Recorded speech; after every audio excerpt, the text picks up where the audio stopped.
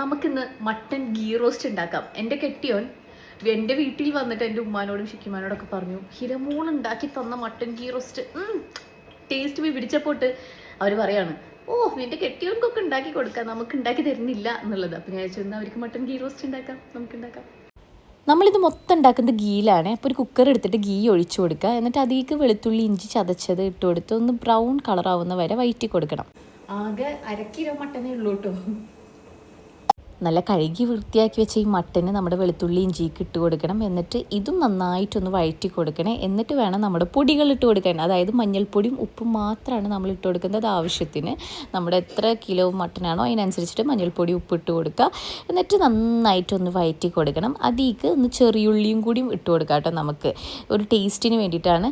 എന്നിട്ട് കുക്കർ അടച്ച് വെക്കുക. എത്രയാണോ വേവ് വേണ്ടത് അത്രയും നമുക്ക് വേവിച്ചെടുക്കാം. അപ്പോഴേക്കും നമ്മുടെ ഒരു കുഞ്ഞാൾ വന്നിട്ടുണ്ട്, കൊതി കാണണം അവളുടെ. ഇനിയൊരു കടായി പാനിൽ നമുക്ക് മസാല ഉണ്ടാക്കുക. അതിന് മല്ലി, കുരുമുളക്, ഏലക്ക, ഇഞ്ചി, കറുകപ്പട്ട, 4 ഉണക്കമുളക് ഇത്രയും കൂടി വറുത്ത് പൊടിച്ചെടുക്കണം. എന്നിട്ട് അടുത്തൊരു പാനിൽ നെയ്യിൽ തന്നെ വെളുത്തുള്ളി ഇഞ്ചി ചെറിയുള്ളി നന്നായിട്ട് വഴറ്റുക. അതിലേക്ക് നമ്മുടെ വറുത്തെടുത്ത പൊടി ഇട്ട് കൊടുക്കണം. എന്നിട്ട് വഴറ്റണം. എന്നിട്ട് നമ്മുടെ കുക്കറിൽ വേവിച്ച മട്ടൻ്റെ സ്റ്റോക്കില്ല അത് ഒഴിച്ചു കൊടുക്കുക. 2 സ്പൂൺ തൈര് ഒഴിച്ചു കൊടുക്കുക.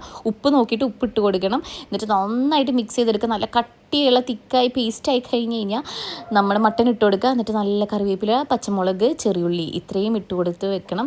കുറച്ച് നെയ്യും കൂടി നമുക്ക് ഒഴിച്ചു കൊടുക്കാം കേട്ടോ. അപ്പോൾ ഒരു സ്മെല്ല് വരും, പീക്കൂസിന് വരെ ആ സ്മെല്ല് വന്ന് കൊതിയായി.